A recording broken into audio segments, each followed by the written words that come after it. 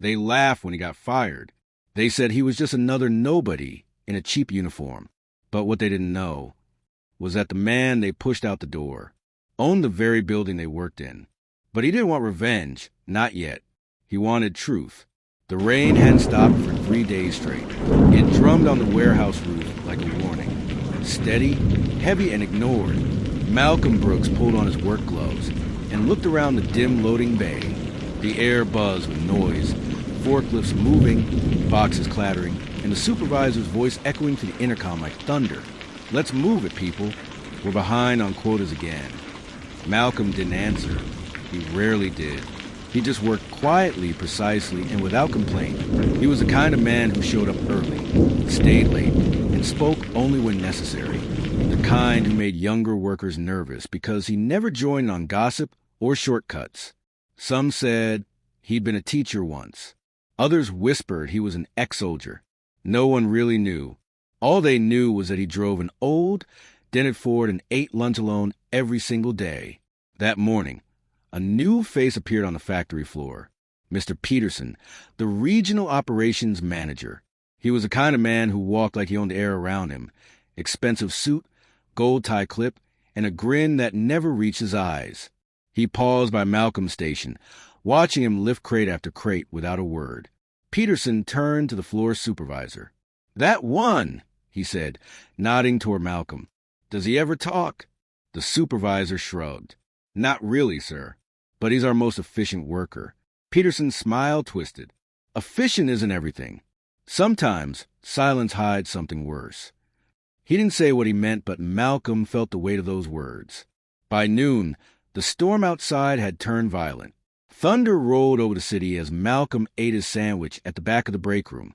A group of younger workers laughed loudly, showing each other memes on their phones. One of them, a wiry man named Derek, turned toward Malcolm. "Hey, old man, do you ever smile, or are you allergic to people?" Malcolm looked up calmly. "I just came here to work, not to perform." The room went quiet. Derek scoffed, muttering something under his breath. Moments later, Peterson entered the break room, his voice sharp. "Who's responsible for Dock 3 being behind schedule?" Everyone looked at Malcolm, even though he'd finished his shift early. Peterson's eyes narrowed. The quiet ones always think they're above accountability. Malcolm stood slowly. "With respect, sir, I finished my quota an hour ago. The issue's with the scanner system, not me." "Don't correct me," Peterson snapped. "You think you know more about this place than I do?" Malcolm didn't reply. His silence, calm and unwavering, only made Peterson angrier. "Pack your things," the boss said coldly. "You're done here." By the time security arrived, everyone had gathered.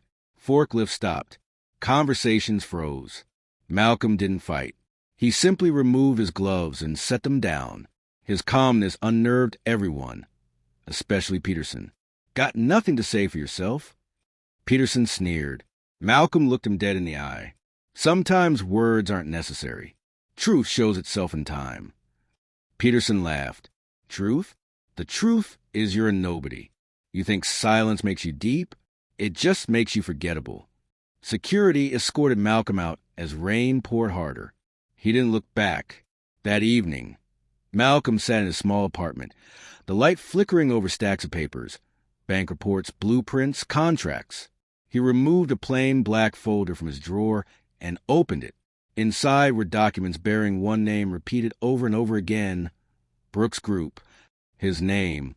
He wasn't just an employee. He was a silent majority shareholder, the son of the man who had secretly purchased the company 2 years ago. Malcolm's father had always believed in humility.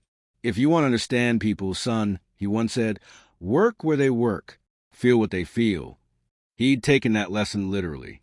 But now, as he stared at the rain-soaked city beyond his window, Malcolm realized his father's company was rotting from the inside, and Peterson was the infection.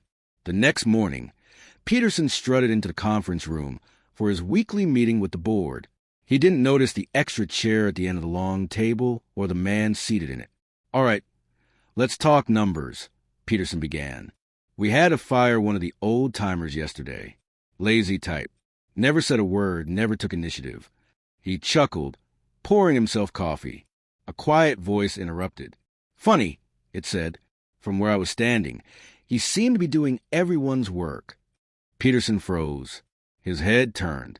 Malcolm sat at the far end of the table, dressed in a crisp charcoal suit, calm, composed, unreadable. The room went silent. One of the board members cleared his throat. "Ah, Mr. Brooks. We didn't know you'd be joining us today." Peterson blinked. "Brooks." Malcolm smiled faintly. "Malcolm Brooks. Acting CEO, effective today." Peterson's face went pale. "Wait, what? You're—" Malcolm stood slowly. "The worker you fired without cause." Peterson stammered, sweat forming at his temple. This has to be a joke. You can't just—" But Malcolm wasn't listening. He was reading a printed report, one detailing Peterson's misuse of company funds, discriminatory terminations, and false accounting. He set it down gently on the table. "Justice isn't always loud, Mr. Peterson. Sometimes it walks in quietly and sits at the head of the table." He leaned forward. "And now, it's time we talked about who really deserves to stay." The boardroom was frozen in silence. Mr. Peterson sat stiff in his chair, his confidence draining with every second. The other board members glanced nervously at one another, none daring to speak. Malcolm stood at the head of the table now, posture straight, eyes fixed on the man who'd humiliated him less than 24 hours ago. "I know you're all surprised," Malcolm began evenly. "Most of you know me as a warehouse worker, but that was by design." He looked around the room. "When my father bought this company 3 years ago, he wanted me to see it through your eyes." He gestured toward the large factory window below the conference room, where hundreds of workers moved like shadows under fluorescent light. He wanted me to understand what it meant to build from the ground up. No titles, no privilege, just work. He paused, letting the weight of his words settle. "Yesterday, I saw what happens when arrogance replaces leadership." The silence was suffocating. Peterson found his voice, shaky but defiant. "This is absurd. You expect me to believe the son of a billionaire came to work in a warehouse? That's humbling." Malcolm interrupted softly. "Yes, it was." He opened the folder on the table, sliding a signed document forward. "My father may have started Brooks Company, but before he passed away, he transferred majority ownership to me. As of this quarter, I own 62% of this company." The room collectively gasped. "And as of today," Malcolm continued, "you, Mr. Peterson, are officially suspended pending investigation. You can't do this." Peterson groaned. Malcolm's tone didn't change. "You fired me without cause, publicly humiliated me, and falsified department reports to cover your incompetence. Believe me, I can do this." Security entered the room, the same 2 guards who had escorted Malcolm out the day before. This time, their expressions were different, uncertain, almost guilty. "Escort Mr. Peterson to HR," Malcolm said quietly. "He'll have the chance to explain his side before the board reviews the evidence." As Peterson was let out, his voice cracked with disbelief. "You think you're better than me because of your name?" Malcolm met his gaze. "No, because of how I treat people who don't have one." News spread to the company like wildfire. By lunch, every department knew that the quiet guy from Dock 3 was actually their new CEO. Some were stunned. Some felt ashamed. A few, mostly those who had mocked or ignored him, couldn't even look him in the eye. Malcolm didn't fire anyone else that day. He didn't yell, didn't boast. He simply walked through the building not as a boss, but as a witness. He stopped by the break room where he used to eat alone. The same table, the same flickering bulb overhead. 2 janitors stood up as he entered, startled. Malcolm smiled gently. "No need to get up. I just came to say thank you." They exchanged confused glances. "Thank you for always greeting me when most people pretended I wasn't there," he said. "That mattered more than you know." They looked at him, speechless. In a company where kindness had been a luxury, it felt strange hearing gratitude from the top. Later that afternoon, as Malcolm reviewed files in his new office, his secretary entered quietly. "Sir, there's Mrs. Peterson here to see you. She says it's urgent." Malcolm's brows furrowed. "Send her in." The door opened to reveal a woman in her early 50s, elegant but worn. She clutched her purse tightly, eyes red from tears. "Mr. Brooks, I know my husband made mistakes," she began, voice trembling. "But please don't ruin him completely.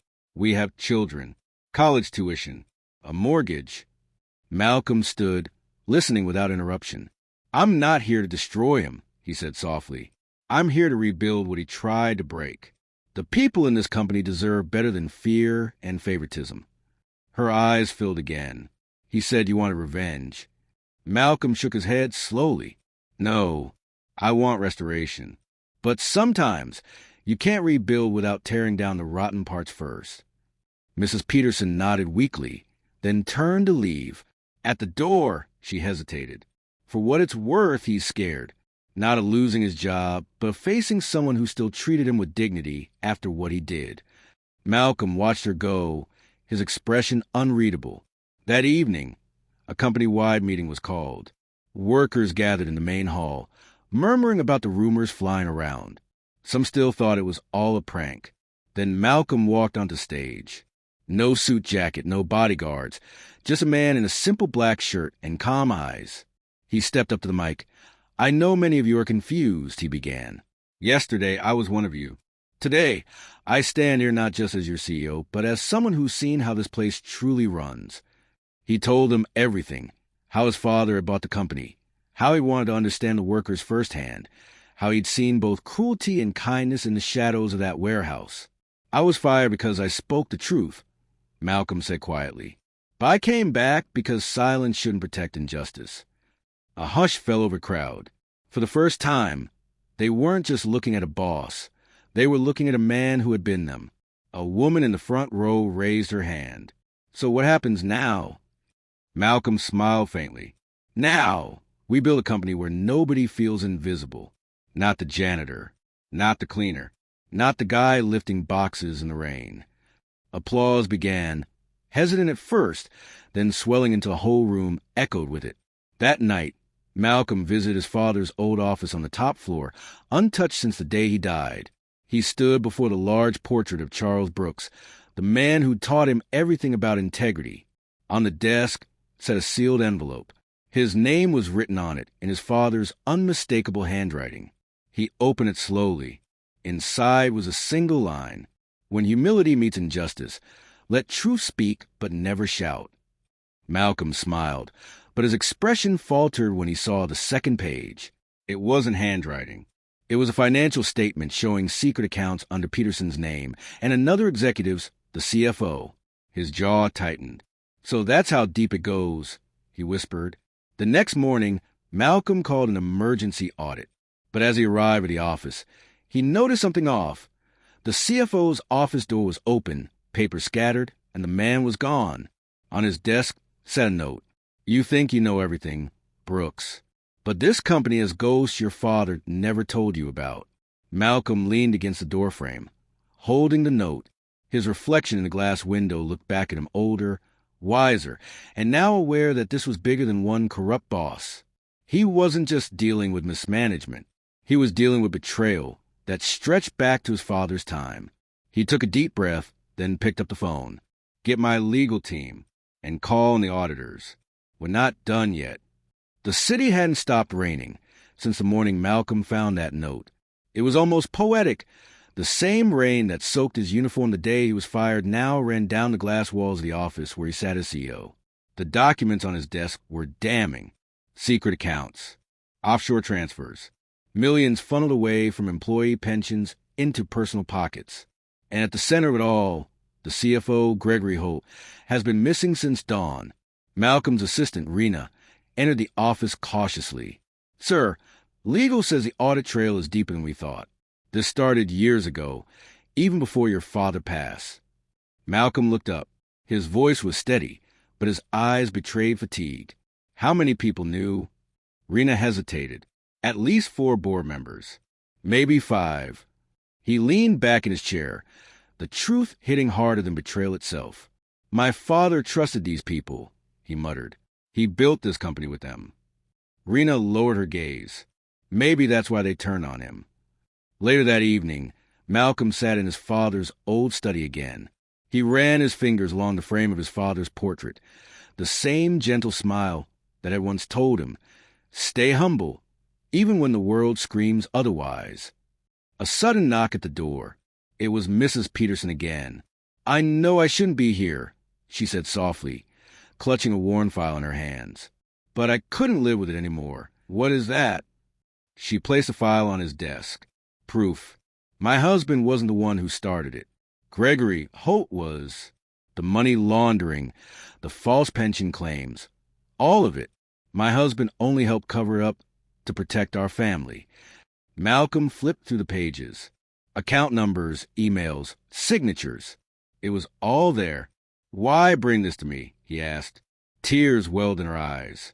"Because you gave me mercy when I least deserved it. You could have destroyed us, but you didn't." Malcolm nodded, his expression softening. "Truth always finds its way through fear," he murmured. The next morning, a board meeting was called. Every executive sat around the long glass table, some uneasy, others defiant. Gregory Holt's chair remained empty. Malcolm entered, holding the folder Mrs. Peterson had given him. "I called this meeting for transparency," he began calmly. "Not to punish, not to shame, but to expose what's been buried under greed for too long." He opened the folder and slid the documents across the table. "Here's proof of embezzlement, forgery, and years of siphon company funds orchestrated by Gregory Holt and protected by several of you sitting right here." Murmurs filled the room. One of the directors, a silver-haired woman named Ms. Danton, stood abruptly.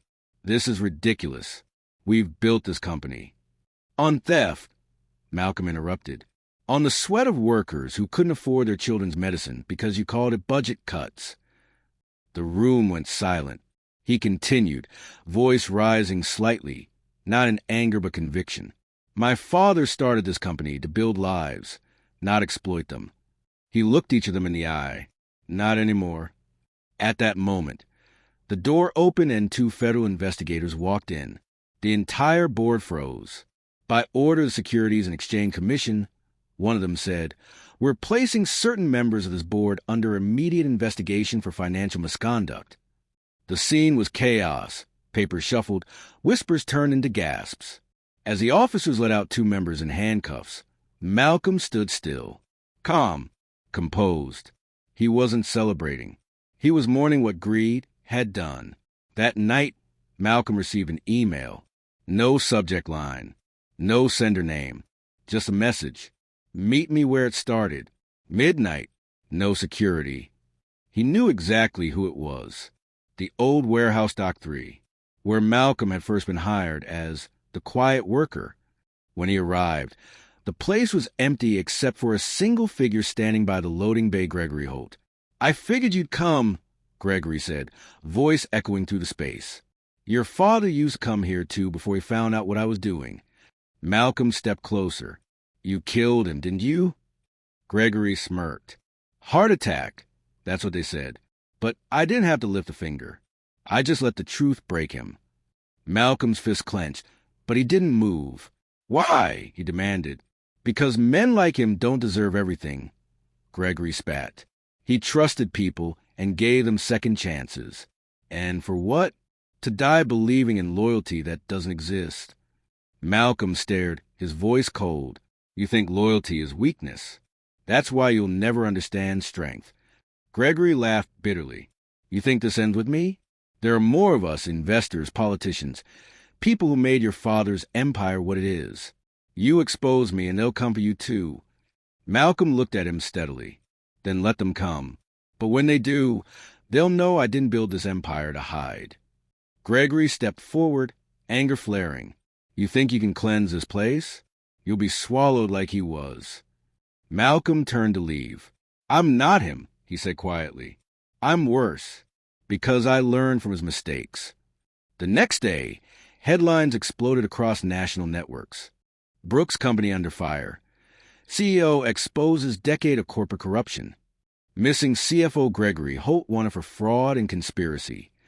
The warehouse worker who brought down an empire. Reporters swarmed outside the building. Investors panicked. Employees whispered. But amidst the chaos, Something else began to rise: respect. For the first time in years, workers were being heard. Wages were restructured. Safety protocols improved. The janitors who once cleaned quietly now walked with pride, because the man at the top had once been one of them. Weeks later, Malcolm received an unexpected call. It was Peterson, the man who'd fired him. "Can we meet?" he asked, voice subdued. They met at a small cafe near the river. Peterson looked older, thinner, humbled. "I don't expect forgiveness," he began, "but I need you to know something. I was jealous of you long before I fired you. You worked hard, didn't talk back, didn't play politics. I saw in you what I lost years ago." Malcolm nodded slowly. "And what's that?" "Decency," Peterson said, eyes misty. "You were never beneath us, Malcolm. We were beneath you." The silence between them was heavy, but not bitter. Sometimes forgiveness isn't loud. It's just two men realizing pain doesn't have to win. Before leaving, Peterson handed Malcolm a letter. "My resignation," he said, "but also a thank you." A month later, the company held its annual shareholder conference. This time, every worker was invited, not just executives. Malcolm stood on stage, addressing hundreds of people from every department. "You've all heard the stories about what was stolen, what was lost. But today isn't about loss. It's about legacy." He gestured to the screen behind him, which displayed an image of his late father. "My father built Brooks Holdings from a single truck and a dream. He didn't do it for titles or luxury. He did it for people, for families, for everyone who believes that hard work deserves dignity." He paused, voice softening. "From today forward, we're launching the Charles Brooks Foundation to support employees' education, housing, and health care. Because if a company doesn't build its people, it doesn't deserve its success." The room erupted in applause. Some cried. Others stood silently, hearts full. Later that night, Malcolm visited his father's grave. The air was calm now. The storm had finally stopped. He knelt, placing a single white rose beside the tombstone. "I did it, Dad," he whispered. "Not perfectly, not painlessly, but I did it." A breeze rustled the leaves, almost like a reply. He looked up at the sky, calm, endless, and full of quiet peace. "I used to think humility meant being silent," he said softly. "Now I know it means standing tall even when the world kneels to lie." 6 months later, Brooks Company became one of the top-rated ethical corporations in the country. Malcolm Brooks continued to lead with empathy, proving that true power doesn't shout, it listens. This isn't just a story about revenge. It's about revelation. Because sometimes power wears humility like armor,